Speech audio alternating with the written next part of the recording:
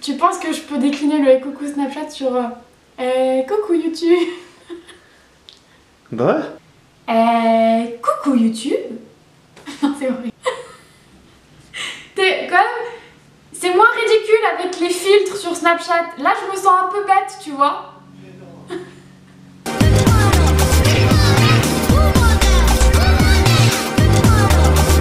Je vous retrouve aujourd'hui pour une vidéo bullet journal et plus particulièrement comment commencer un bullet journal. Tout d'abord, premièrement, qu'est-ce qu'un bullet journal? C'est un carnet vierge que vous allez totalement personnaliser à votre goût et selon aussi vos besoins pour pouvoir créer un agenda, un planeur évolué. Vous allez pouvoir créer toutes les pages qui vous semblent nécessaires pour vous organiser au quotidien et surtout vous allez pouvoir les faire au format qui vous plaît.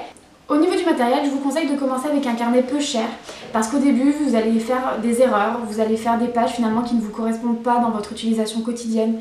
En fait, ça sera un carnet pour vous faire la main. Après quelques mois d'utilisation, vous pourrez passer sur un carnet qui est plus qualitatif, comme par exemple le Sturm qui coûte aux environs de 15 € et qui est conçu spécialement pour le bullet journal. Pour cette vidéo, du coup, j'ai travaillé sur un carnet peu cher, un carnet à 2 € qui vient de chez Emma et qui fait parfaitement l'affaire pour commencer. J'ai moi-même commencé avec ça. Quant au stylo, j'utilise des feutres à pointe fine, donc j'ai acheté une boîte, pareil, chez Emma. De mémoire, elle m'a coûté entre 2 et 4 € et dedans, vous avez 12 feutres à pointe fine. Tout le matériel dont je vous parle, j'essaierai de vous mettre des liens en barre d'infos pour les retrouver plus facilement. Pour débuter un bullet journal, vous allez commencer par créer un index. Je vous conseille de garder 3 ou 4 pages pour faire cet index. En fait, l'index, c'est un sommaire qui va vous permettre de vous y retrouver dans votre bullet journal. Au début, vous n'allez pas trouver ça nécessaire parce que vous aurez seulement quelques pages. Mais plus vous allez travailler avec votre bullet journal, plus les pages vont se remplir et l'index deviendra nécessaire. Après avoir créé votre index, vous allez numéroter les pages.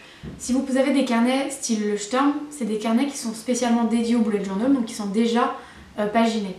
Ici, on travaille avec un carnet basique, donc il faut paginer ses pages soi-même. Donc vous allez écrire en bas de page vos numéros, ce qui va vous permettre ensuite de vous reporter à l'index, de reporter vos pages dans l'index. On va tout de suite passer à un exemple concret en page suivante, donc j'ai ma page vue annuelle dont je vous parlerai plus tard. Une fois que vous avez créé votre page, vous voyez que cette page est en page 1, donc vous retournez à votre index et vous annotez qu'en page 1 se trouve la vue annuelle. En faisant ça au fur et à mesure, vous verrez, ça se fait très facilement à chaque fois que vous créez une nouvelle page, vous vous reportez à l'index. Revenons à cette fameuse page vue annuelle, cette page en fait vous permet d'avoir une vue sur toute l'année, les 12 prochains mois. Donc là ici on commence notre bullet journal en juin, donc on a une vue depuis juin 2017 jusqu'à mai 2018. Une fois votre page créée, vous allez pouvoir y noter des informations telles que vos dates de vacances, vos jours importants à ne pas oublier, c'est tout simplement un repère temporel. Plus on avance dans le bullet journal, plus on zoome dans le temps. On vient de terminer la page vue annuelle, maintenant on va passer à la page vue sur 6 mois. Donc c'est une page qui aura plus d'espace pour vous permettre d'annoter plus d'informations, plus de rendez-vous, plus de dates importantes, etc. Donc faut que je me dépêche que la lumière elle commence à partir là. On continue à zoomer dans le temps et on passe à la vue mensuelle. Il existe des dizaines et des dizaines de designs différents pour cette mise en page de vue mensuelle.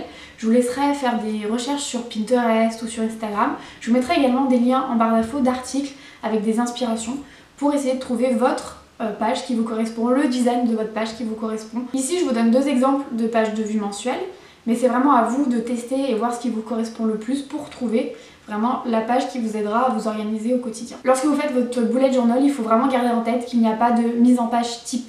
C'est vraiment la mise en page qui vous correspond, qui vous est utile selon votre organisation. C'est pourquoi je vous conseillais en début de vidéo de commencer sur un carnet bon marché parce que tel mois vous allez faire tel type de mise en page, vous rendre compte que finalement c'est pas une mise en page qui vous correspond et le mois suivant vous allez tester un autre modèle jusqu'à trouver le modèle qui vous correspond vraiment et le modèle définitif que vous allez intégrer dans un carnet un peu plus cher comme le Sturm. Comme pour les autres pages, sur la vue mensuelle vous allez pouvoir noter vos rendez-vous, vos dates importantes, vous pouvez même mettre des cases notes, vous pouvez mettre des cases rendez-vous, vous pouvez mettre des cases tracker. Après la vue mensuelle, on continue de zoomer pour arriver à la vue hebdomadaire puis la vue journalière.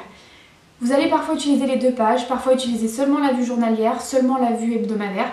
C'est vraiment encore une fois à vous de voir selon l'utilisation que vous avez de votre bullet journal. Personnellement, je n'utilise pas de vue journalière, j'utilise une vue hebdomadaire.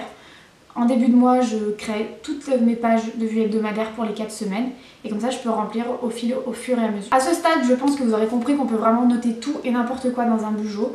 C'est vraiment vous qui voyez la façon d'organiser votre bullet journal, la façon de l'utiliser, la façon de le créer, les pages que vous voulez. C'est totalement personnalisable et c'est l'avantage de ce type d'agenda. Je vais terminer avec deux notions de base du bullet journal. Lorsque vous allez organiser une journée, vous allez utiliser un système de codes qui s'appelle les clés. Encore une fois, ces codes sont propres à chaque personne. Par exemple, moi j'utilise un carré pour une tâche à accomplir, un carré avec un petit V done pour une tâche qui est accomplie, un carré avec une croix pour une tâche qui est annulée, un carré avec une flèche pour une tâche qui est reportée, un rond pour un rendez-vous et par exemple un triangle pour les choses importantes. À vous de créer votre propre système de clés, voir quel symbole est plus significatif pour vous. Dernière notion de base importante du bullet journal, la migration. La migration est le fait de reporter les tâches que vous avez sur une page sur les pages suivantes. Par exemple, vous allez écrire un rendez-vous sur votre vue annuelle, que vous allez ensuite reporter sur votre vue sur 6 mois, que vous allez ensuite reporter sur vos vues mensuelles, que vous allez ensuite reporter sur votre vue hebdomadaire ou sur votre vue journalière. C'est ce qu'on appelle le système de migration. Nous venons de voir les bases du bullet journal. Par la suite, vous pouvez rajouter des pages qui s'appellent des collections. Les pages collections, ce sont des pages par exemple pour organiser vos voyages, des listes par thème. Ce sont des trackers par exemple pour votre alimentation, pour votre sommeil, pour votre humeur. Ce sont des pages pour suivre vos dépenses. C'est tous les types de pages que vous pourriez par exemple faire sur des carnets ou des feuilles libres que vous allez rassembler dans le bullet journal. Vous l'aurez compris, le grand avantage du bullet journal, c'est vraiment la personnalisation. Vous allez pouvoir y mettre tout ce dont vous avez besoin, tout ce qui vous paraît utile pour vous organiser au quotidien. Si vous avez des questions, posez-les en commentaire, c'est fait pour ça. Je vous invite également à aller faire un petit tour dans la barre d'infos, je vous y mettrai beaucoup de liens, donc des liens d'articles, des liens de board Pinterest pour trouver un peu d'inspiration, également le lien du carnet et des stylos si je les retrouve. J'aimerais beaucoup voir à quoi ressemble mon bullet journal, alors n'hésitez pas à poster des photos sur les réseaux sociaux avec le hashtag TheBrightJournal. Si vous avez aimé la vidéo et qu'elle vous a aidé, qu'elle va vous aider ou qu'elle vous a déjà aidé, n'hésitez pas à laisser un petit pouce bleu et à vous abonner à ma chaîne. Du coup, je sais toujours pas comment dire au revoir. C'est vrai. C'est une youtubeuse que j'aimais bien qui faisait ça. Je peux pas lui piquer. Elle fait plus de vidéos, du coup je peux lui piquer.